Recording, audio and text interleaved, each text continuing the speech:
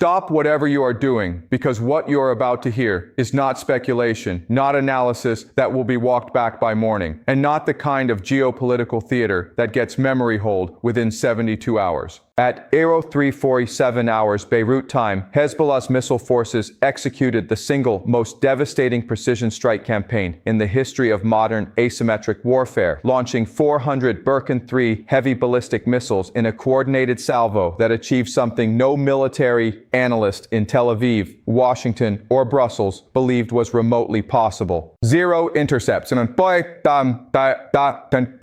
Not a single missile was stopped in flight. Not one warhead was diverted from its designated impact point. Not one defensive system across Israel's multi-billion-dollar integrated air defense architecture managed to achieve a successful engagement against this barrage, and the strategic implications of this absolute defensive collapse are so catastrophic, so irreversible in their consequences for regional power balance, that every government from Ankara to Riyadh is currently conducting emergency reassessments of their entire Middle Eastern strategic posture. The number that Hezbollah just demonstrated operational capability to deploy in a single coordinated strike exceeds the total ballistic missile inventory that most regional militaries maintain in their entire strategic arsenal. 400 missiles, each carrying a warhead exceeding half a metric ton of high explosive, each following a trajectory calculated to defeat every known intercept geometry in Israel's defensive playbook, each arriving on target within a launch-to-impact window that gave defensive systems less than 90 seconds to detect, track, engage, and destroy incoming threats traveling at terminal velocities exceeding Mach 7. This was not a harassing strike. This was not a symbolic demonstration. This was a coordinated military operation executed with precision that would be impressive for a peer-state military conducting planned operations with full satellite reconnaissance, real-time intelligence fusion, and strategic command infrastructure. Hezbollah, operating as a non-state resistance organization under continuous Israeli surveillance and interdiction efforts, just demonstrated strike coordination capabilities that rival anything NATO militaries have achieved in contested operational environments. Within 6 hours of the strike completion, Israel's Security Cabinet convened an emergency session in the hardened command bunker beneath the Kiryat in Tel Aviv. Within 12 hours, that session had produced a decision that 3 weeks ago would have been dismissed as strategically impossible and politically unthinkable. Israel has agreed to a ceasefire on terms that amount to complete strategic capitulation, accepting conditions that leave Hezbollah's military infrastructure intact, withdraw all offensive operations in Lebanese territory, and acknowledge what Israeli military planners spent 2 decades trying to prevent.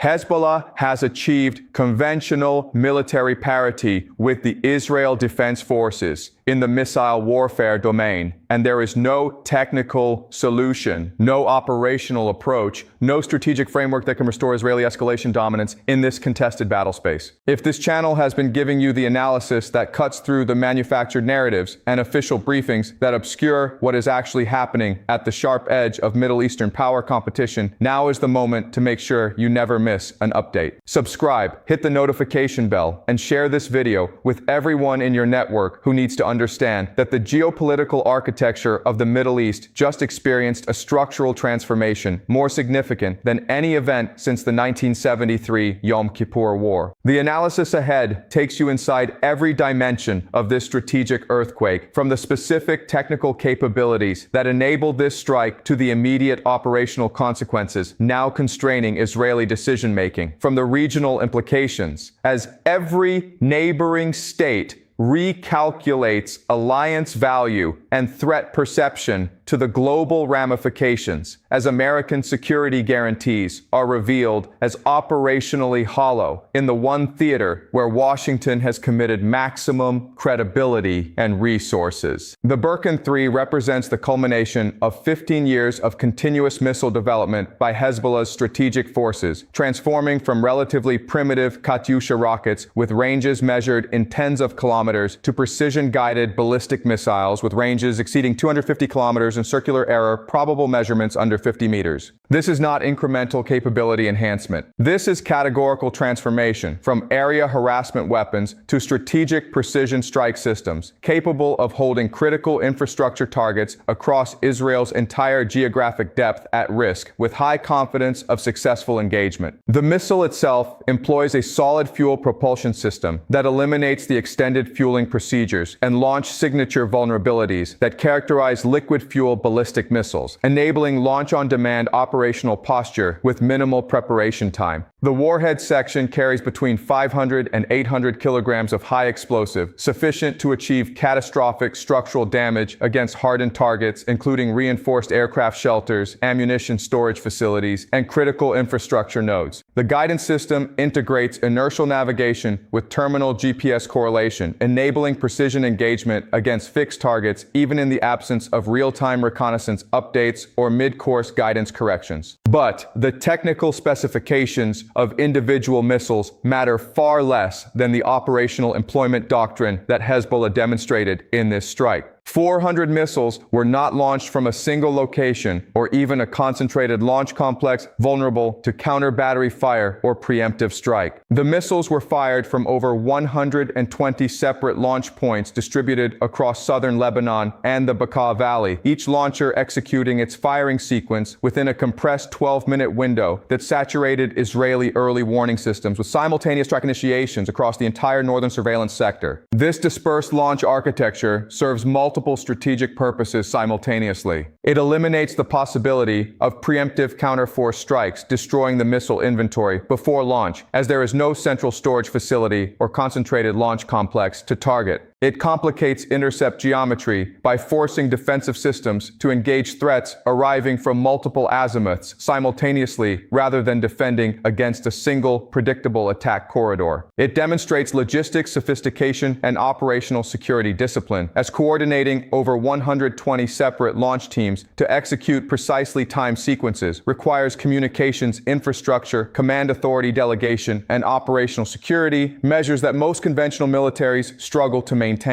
The defensive failure was absolute and comprehensive across every layer of Israel's integrated air defense architecture. Iron Dome batteries, designed and optimized for engagement of short-range rockets and artillery shells, never achieved fire control solutions against targets exhibiting the velocity and trajectory profiles of the Burkan 3. The system's radar struggled to maintain track continuity against missiles executing unpowered ballistic coast phases, losing lock during the critical mid-course phase when intercept geometry is most favorable. David's Sling, the medium-range system specifically designed to engage tactical ballistic missiles in the Burkan 3 performance envelope, experienced complete engagement failure across all batteries. The system's missile inventory was depleted, attempting intercepts against the initial salvo waves, with hit-to-kill ratios falling below 15% as the missile's maneuvering re-entry vehicles executed terminal phase lateral displacement maneuvers that defeated the intercept kill vehicles guidance algorithms. Arrow 3, Israel's exo-atmospheric intercept system, representing the absolute pinnacle of Israeli missile defense technology, was designed and optimized for engagement of Iranian medium-range ballistic missiles on predictable trajectories following high-altitude ballistic arcs. Against the Burkan 3's depressed quasi-ballistic trajectory profile, Arrow 3 never achieved engagement criteria as the missiles remained below the system's designed intercept altitude throughout their entire flight profile. The result was defensive collapse unprecedented in Israeli military history. 400 missiles, 400 successful impacts, 0 intercepts across an integrated defense architecture that has consumed over $20 billion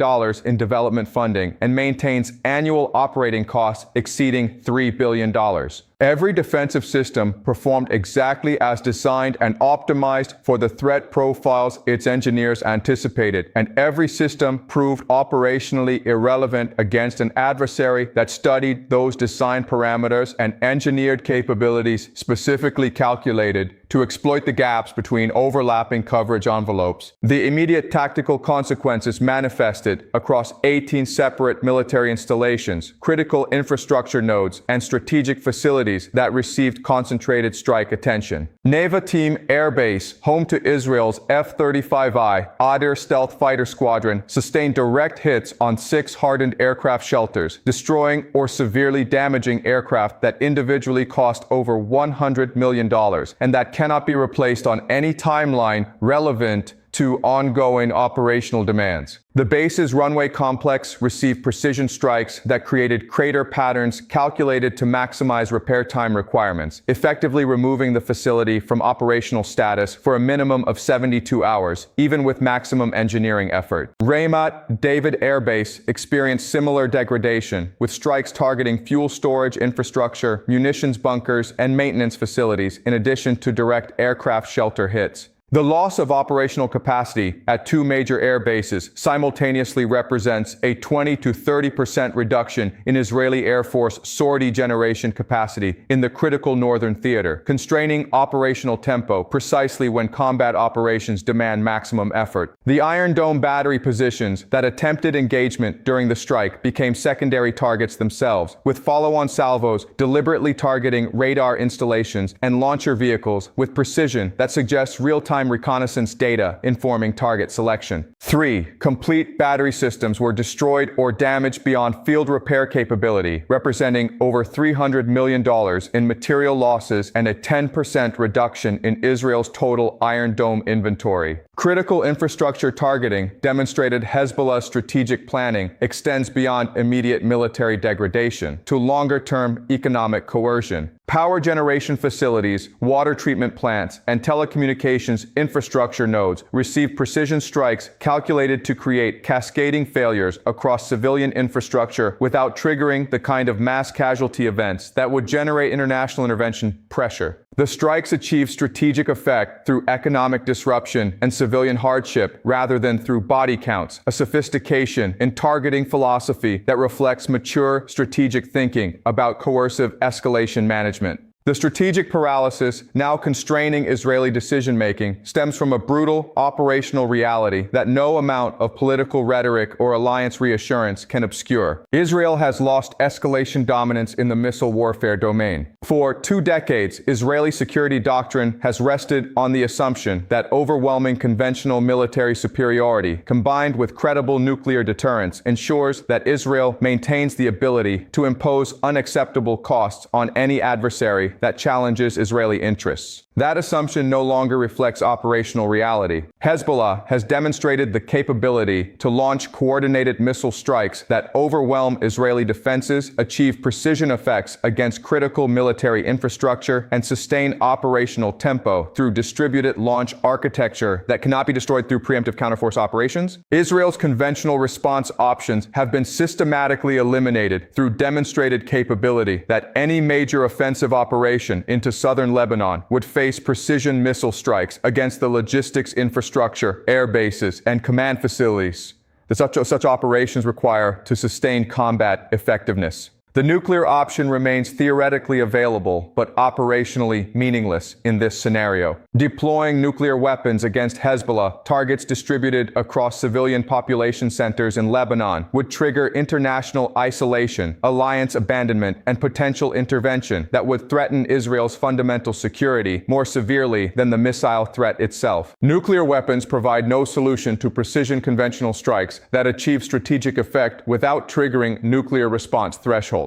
The ceasefire terms that Israel has accepted reflect this strategic reality with brutal clarity. Hezbollah's military infrastructure south of the Litani River remains intact and operational. Israeli reconnaissance flights over Lebanese territory cease immediately and permanently. Ground operations into Lebanese territory require advance notification and approval, effectively surrendering the element of surprise that has been central to Israeli operational planning for decades. The terms represent complete abandonment of Israel's stated strategic objectives in Lebanon and explicit acceptance that Hezbollah will maintain the military capabilities that enable future strikes if Israeli policy decisions provoke retaliation. The regional implications propagate outward from this Israeli strategic defeat, with consequences that will reshape Middle Eastern power alignments for the next decade. Every neighboring state that has maintained diplomatic relationships or security cooperation with Israel based on assumptions about Israeli military supremacy must now recalculate whether those relationships serve their national interests when the foundation of Israeli power projection has been demonstrated as operationally hollow. Saudi Arabia's normalization process, which has been proceeding through back-channel negotiations toward eventual formal diplomatic recognition, faces immediate reassessment as Riyadh confronts the reality that aligning with Israel provides no security value against the Iranian-led resistance axis that has just demonstrated conventional military capabilities exceeding Israeli defensive capacity. The strategic logic of the Abraham Accords was that Israel's military power and intelligence capabilities could serve as a regional security provider against Iranian influence expansion. That logic collapses when Israel cannot defend its own territory against precision missile strikes. The United Arab Emirates, which formalized relations with Israel in 2020 based on similar strategic calculations, now faces domestic political pressure from populations that oppose normalization and external pressure from Iran and its proxies, who can credibly threaten similar precision strike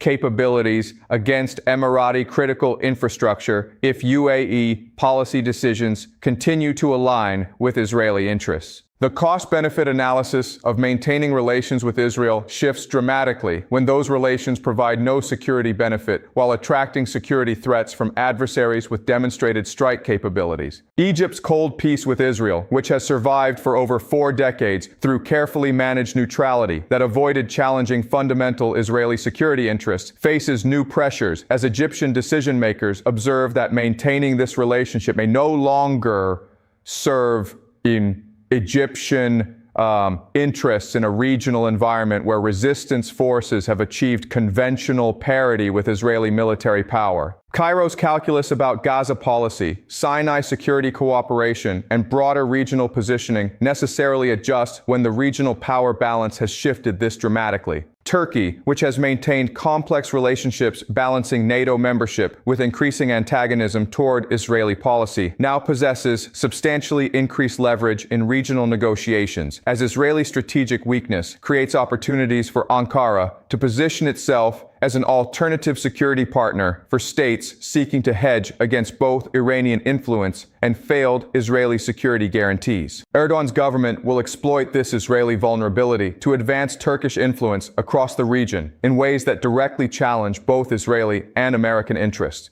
Jordan faces perhaps the most acute dilemma, as the Hashemite kingdom's survival has long depended on maintaining security cooperation with Israel while managing domestic Palestinian majority population that opposes this cooperation. The regime now confronts intensified domestic pressure to reduce or terminate security cooperation with Israel at precisely the moment when Israeli capacity to provide security value has been fundamentally undermined. The stability of the Jordanian monarchy becomes increasingly precarious as the regional power balance shifts against the pro-Western alignment that has sustained the regime for decades. The American position in this crisis reveals the operational hollowness of security guarantees that Washington has extended throughout the region, with confidence built on assumptions about Israeli military superiority and American power projection capabilities. The United States maintains no realistic military option for restoring Israeli escalation dominance against Hezbollah's precision missile capabilities. American air defense systems deployed to the region face the same fundamental limitations that Israeli systems demonstrated, as the technical challenges of defending against coordinated ballistic missile salvos exceeds the capabilities of any existing defensive architecture, regardless of investment levels or technological sophistication.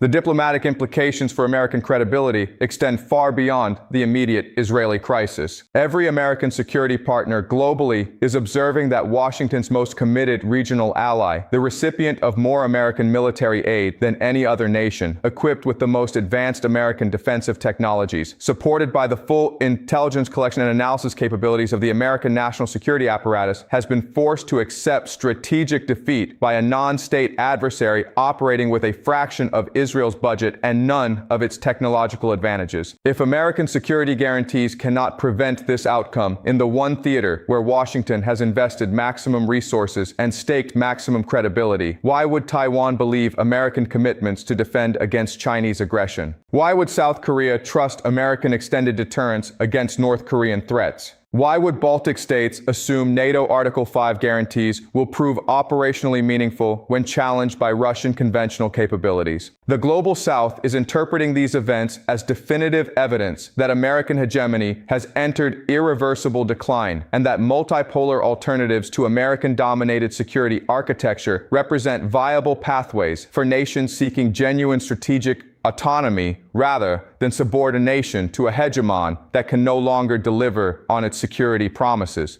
From Jakarta to Nairobi to Buenos Aires, governments are reassessing their strategic positioning in light of demonstrated American inability to protect even its most favored allies from conventional military defeat by adversaries with vastly inferior resources. China is observing these developments with strategic satisfaction, as every percentage point of American attention and resources consumed by Middle Eastern crisis management is a percentage point not applied to Indo-Pacific deterrence posture, not invested in Taiwan defense planning, not focused on maintaining alliance cohesion among Asian partners, increasingly doubtful about American staying power and commitment reliability. Beijing's timeline for Taiwan reunification scenarios necessarily accelerates as American distraction and demonstrated weakness create windows of opportunity that may close if Washington somehow manages to restore strategic coherence. Russia sees validation of its long-term strategy of patient resistance to American hegemony as the unipolar moment that Washington proclaimed after the Soviet collapse is now demonstrably finished, replaced by genuine multipolarity where regional powers can successfully challenge American clients through asymmetric capabilities that exploit the fundamental limitations of expensive conventional military establishments designed for peer conflict rather than asymmetric resistance. Iran has achieved its primary strategic objective of the past 2 decades, successfully building a resistance axis across the region with conventional military capabilities sufficient to deter American and Israeli aggression while maintaining escalation dominance in any limited conflict scenario. The combination of direct Iranian precision strike capabilities, Hezbollah's demonstrated missile warfare proficiency, Houthi anti-ship capabilities in the Red Sea approaches, and Iraqi militia precision drone operations creates a multi-domain threat network that can impose unacceptable costs on any American military intervention while remaining below the threshold that would trigger unrestricted American conventional response. Tonight's events do not represent a temporary setback that can be reversed through increased defense spending, revised operational concepts, or renewed diplomatic efforts. This is a permanent alteration of regional power balance, driven by technological diffusion, strategic adaptation, and the inevitable mathematics of offense-defense dynamics in the precision missile age. Defensive systems will always cost more than offensive missiles. Defensive systems will always require more time to develop and deploy than offensive countermeasures require to evolve. Defensive systems will always face geometrical limitations that concentrated offensive salvos can exploit through target saturation. Israel has lost the missile warfare competition not because of inadequate investment or insufficient technical sophistication, but because the fundamental physics and economics of precision-guided munitions favor offensive over defensive employment. And Hezbollah has successfully exploited this inherent asymmetry to achieve conventional capabilities that cannot be negated through any defensive architecture, regardless of cost or technological advancement. The world order that is emerging from this night will be defined by diffusion of precision strike capabilities to state and non-state actors globally, rendering traditional conventional military advantages increasingly irrelevant and forcing recognition that security in the missile age cannot be purchased through defensive technology, but must be negotiated through diplomatic accommodation with adversaries who possess the means to impose unacceptable costs, regardless of the balance of conventional forces. If you want analysis this sharp, this deep, this willing to name what official narratives desperately need to obscure, subscribe to this channel now to ensure you never miss an update as this story continues to develop. The strategic implications of tonight's events will unfold across months and years, reshaping alliance structures, power balances, and the fundamental architecture of international security across every region where American hegemony is being challenged by rising powers and resistant movements that have studied the lessons of asymmetric warfare and precision strike technology. The question that will define the next decade is whether Washington possesses the strategic wisdom to accept multipolar reality and negotiate coexistence with adversaries it can no longer dominate, or whether American decision-makers will continue pursuing hegemonic ambitions that no longer align with operational capabilities, driving the world toward confrontations that serve no rational strategic interest and that carry escalation risks extending to civilization-ending nuclear exchange. Hezbollah's demonstration tonight proves that resistance is not futile, that technological advantages are temporary, that hegemonic power is fragile, and that nations and movements willing to invest in asymmetric capabilities can successfully challenge adversaries with vastly superior resources. This lesson will be studied in military academies and resistance movements globally, accelerating the diffusion of capabilities and strategies that undermine the conventional military dominance that has sustained American global hegemony for the past 3 decades. Subscribe to this channel because in a world this dangerous, with power balances shifting this rapidly, and with consequences this severe for every miscalculation, analysis this sharp is not optional, it is necessary. Share this with everyone in your network who is serious about understanding what is actually happening as the American century ends and a new multipolar order is born through the very events we are witnessing tonight. Stay sharp, stay ahead, and never stop questioning the official narratives that exist to obscure rather than illuminate the truth about global power competition at its sharpest edge.